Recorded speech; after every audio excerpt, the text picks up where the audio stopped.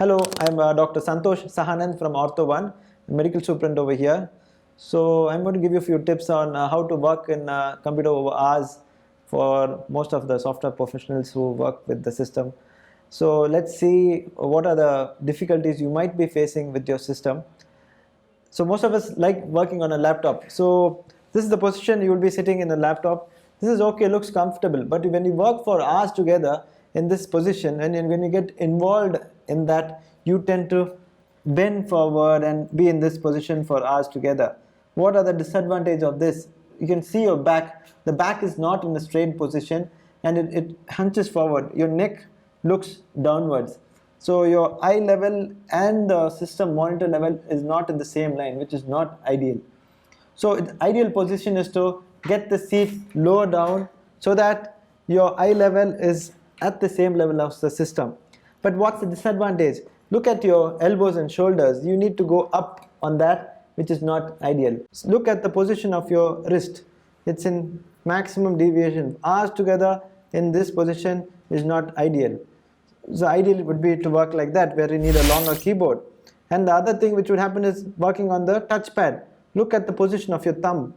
Thumb is in maximum abduction, so high chance to get tendinitis. We call it decurrent stenosynovitis. So having a mouse separately when you work long hours is ideal.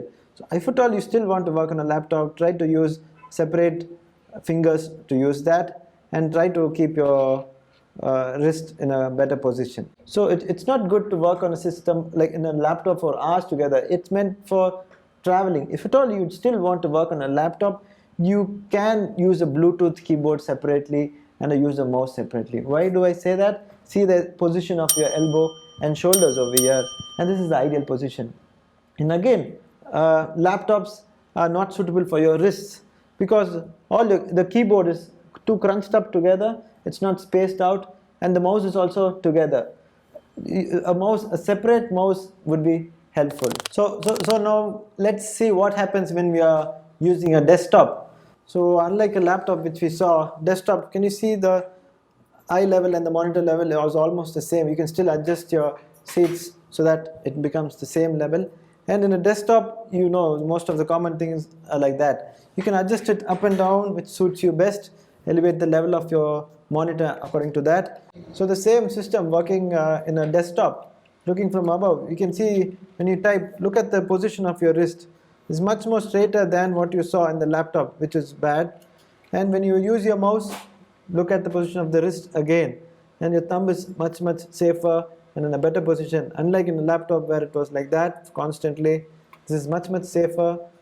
And when you're doing repetitive activities, this is more of an ergonomic position. So this is called office ergonomics. So when you work for hours together, your hand is spaced out, your elbow, your arm rest must be at the level of your keyboard, so it will be helpful. Your elbow is in a comfortable position, shoulders are good. If the arm rest is higher, you tend to do that, so your shoulders might hurt. You might get impingement. So this is an ideal position. Your arm rest position is also key over here. And the mouse in a separate position will be helpful.